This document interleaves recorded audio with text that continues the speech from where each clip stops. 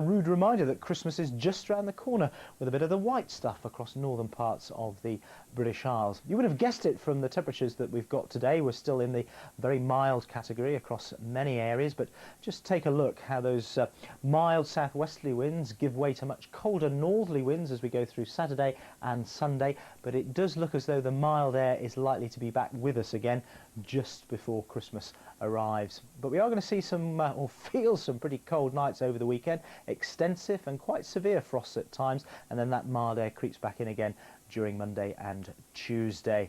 Overnight tonight, the coldest it's likely to get is about 3 Celsius in East Anglia. That'll be early on in the night. I think as the night wears on, with a freshening wind and clouds spinning across from the west, temperatures will recover there. Now, we've got some wet weather at the moment up in the far north across some West Country coasts.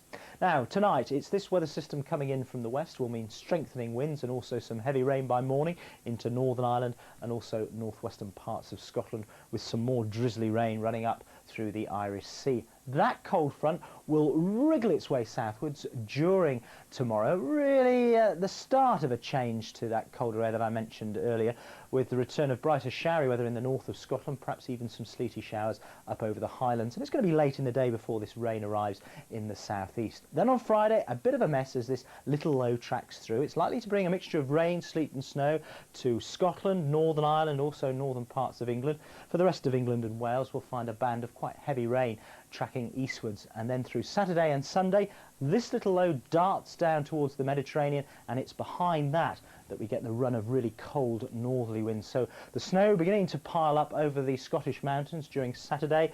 On Sunday, the wintry showers creeping down the east coast, by which time the snow could be drifting up over the mountains in the north. And that's the forecast.